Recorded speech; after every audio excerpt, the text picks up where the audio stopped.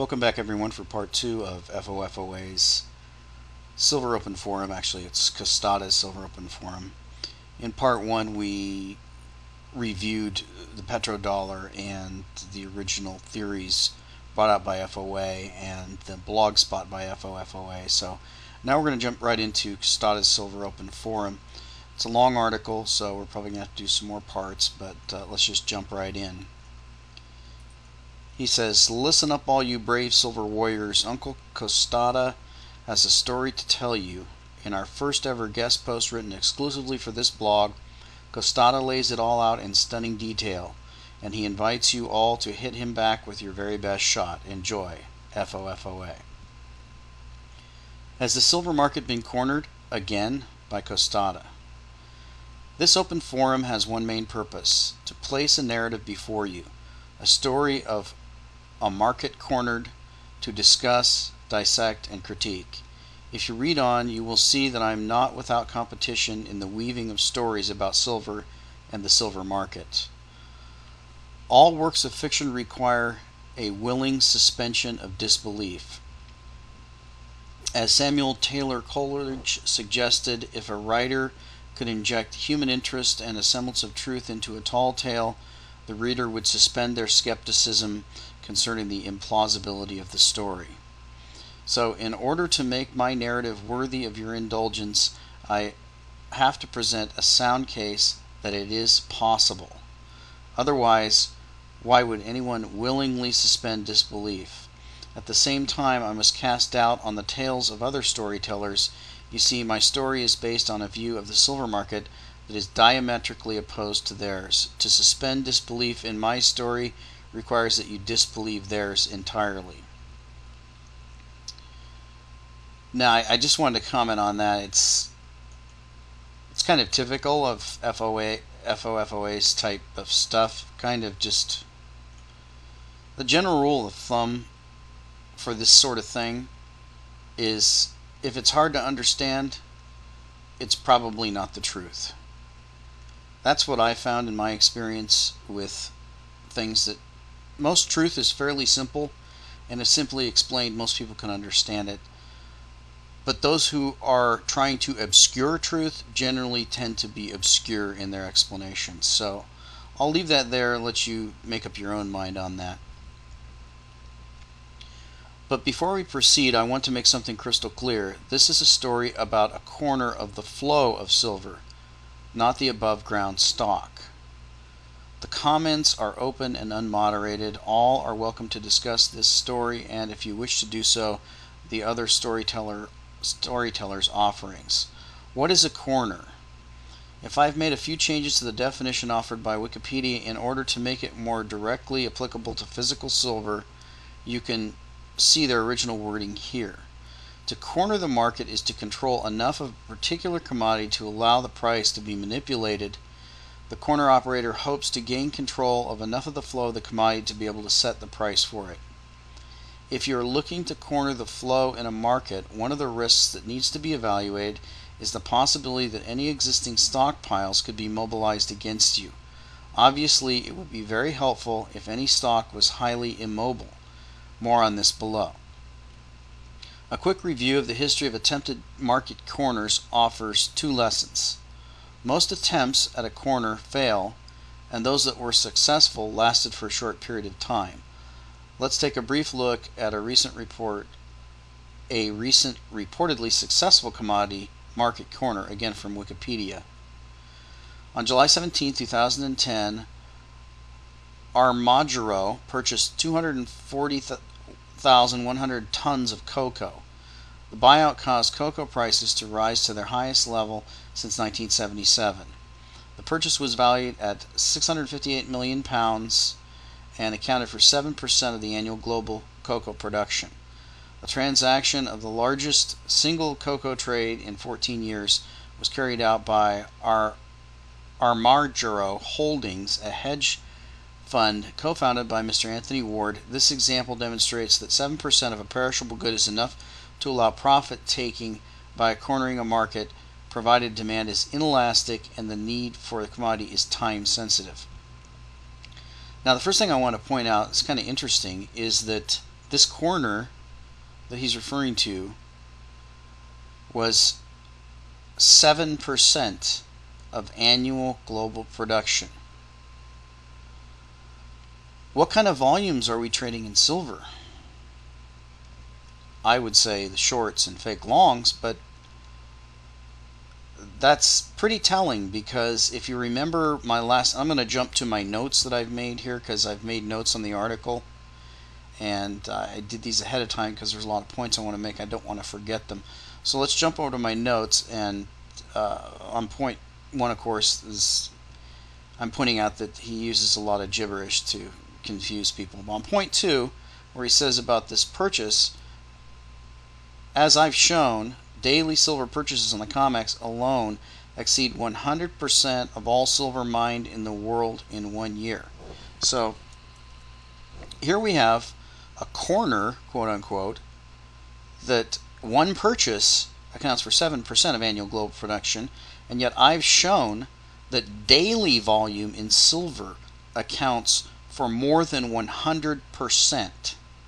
So we're talking about an astronomical ratio when we compare these two. This is a one-time event for 7%, and these are daily events for over 100%. So you'd think this would give him pause talking about silver if he's going to compare it, because those are stunning numbers.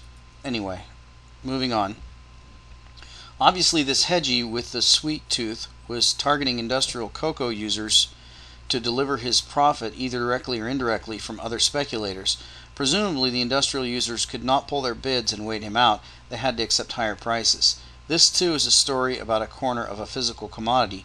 Paper, silver, plays a part in the price manipulation strategy and in booking profits, but the corner itself is in the physical metal. The Hunt Brothers. Let's stroll down memory lane and revisit the Hunt Brothers Silver Market Corner. I won't recount that fascinating tale just now, but you can read about it here. And he gives a link to FOFOA's Hunt Brothers story.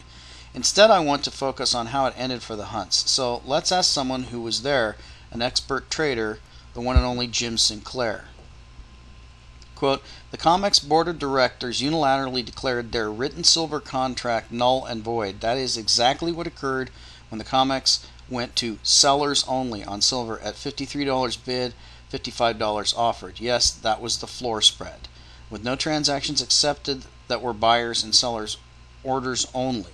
It left the COMEX members to make the bids. Silver simply collapsed, and platinum started its $1,000 daily limit moves to the downside. On the downside, it was that which collapsed gold. Position limits are a joke compared to sellers only, meaning nothing to any commodity traded worldwide. All position limits will do is reduce the volume on U.S. exchanges.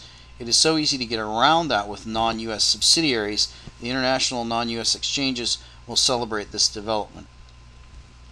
Now, in regards to silver, I want to point out that currently we have the LBMA, we have the COMEX, and we have the Japanese exchange. So this does not apply to silver.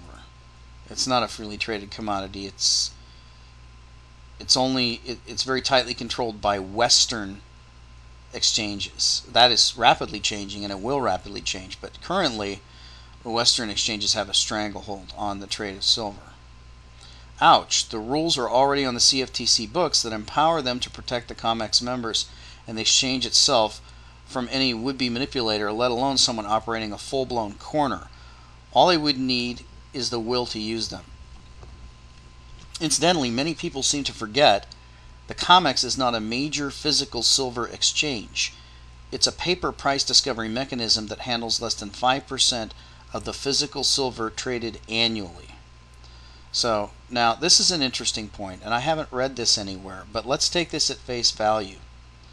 So, only 5% of the physical silver that's traded annually actually is traded on the COMEX, and he points out below that more than twice that is done by Perth alone.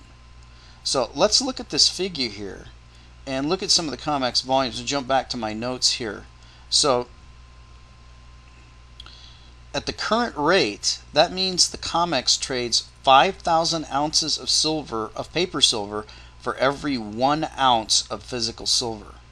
So if all the people who want silver try to get it, we get $175,000 per ounce if we use that ratio. If we go back to this ratio, because we're talking about 1 billion ounces, 5% of that is 50 million. And if you go into the annual amount of volume that's on the COMEX using, say, a 250-day average and at 250 billion, those are just rough numbers I use, you get a 5,000 to 1 ratio. So that's a unbelievable ratio, unthinkable number. So that's one you really need to think about. Continuing, in this narrative, the COMEX paper silver contracts are one of the legs in the strategy to manipulate prices and book profits. The LBMA is also an important part of this story in both a paper and physical silver context. More on the LBMA below. Back to the hunts. So the moral of the hunt's travail is that if you're going to include the COMEX in your plans to corner a market, you better make sure the regulators aren't going to intervene. Regulatory capture. Is it possible that regulators in some markets could be under the thumb of the operators they are supposed to regulate? While you ponder this question, here's a few links. And he gives you links of corruption in the financial market. It's not like we didn't know any of this. So, obviously, yes, regulators can be captured. The silver market, stock, and flow. When I offered a definition of a corner, I mentioned that it would be very helpful if the stock was highly immobile. If the silver stock is immobile, all the aspiring operator of the corner has to worry about is the flow of physical silver.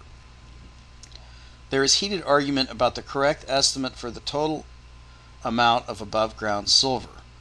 Bob Moriarty of 321 Gold weighs in here with his estimates, which are similar to the conclusions of this analyst. Now, there's a big red flag there. He cites Bob Moriarty. This is the guy that would not publish Silver Bullet, Silver Shield, Don't Tread on Me blogspot. I'll go ahead and put that link. And if you want to see many exposés of Moriarty, you can go over to Silver Bullet, Silver Shield and see them. But Bob Moriarty is no friend of silver, and I would not value what he says about above ground ounces of silver literally as far as I could throw it. So there's a big red flag about this article, that he pulls in one of the most notorious silver shills that's out there. Others argued these estimates are way too high. You'll have to do your own investigation in order to decide whom to believe. As a quick and dirty tip, if they cannot show you their methodology, look elsewhere for information. From my research, it seems to be a safe bet that the number is in the billions of ounces when you include silverware, old silver coins, jewelry, bullion coins, small bars, and ETFs. In other words, more than enough to overwhelm a corner if it flowed freely. However, most of the owners of the silver stock either hold it for its utility, use value, or they are buy and hold investors. Now, let's look at one of the assumptions here first. He's assuming that there's silver in the ETFs. I don't think there's any silver in the ETFs. Hence, there is no silver that can flow back on to the physical market from those. Another really false assumption he makes is about the availability and likelihood of silverware, old silver coins, and jewelry coming back onto the market. Now, I addressed this in my Office series about the fundamentals of silver, and if you remember, I pointed out that the last big melt we had was in 1979. Now, silver did peak at 50, but there was a period where it stayed at about $35 for a month or two. This is when we had lines going to all the coin stores. We had the smelters were all backed up. Everything was backed up. It was crazy time. But some have estimated that the inflation-adjusted price between 1979 and now, and $35 to where we are. Some have said tenfold. Others using CPI statistics get more like 4 or 5-fold. But let's just be conservative and let's take $35 and let's say 5-fold. We're still looking 5-fold to $35 is roughly $175 an ounce. So, and I think it's much, much higher than that. I think you probably will be looking at tenfold or even more. So $350 to $500. So for the same type of behavior to come back on the market, the melting of this stuff that didn't get melted then, a lot of it got melted. It's gone. It was turned into bars and it was used up, or it went into stockpiles, were converted into other coins and sold. But there really weren't any being made at that time, so it was put in industrial bars and either used up or stockpiled and then later used up, because we know the stockpiles are used up now. So two really important points about fallacious assumptions in his argument here. He's wrong about the outstanding amount of silverware because he's not looking at the inflation-adjusted melt price and the big melt in 79, and he's also wrong, in my opinion, about the ETFs. And we'll go ahead and talk about the rest of this silver flow when we pick up in part 3, and we'll talk to you next time.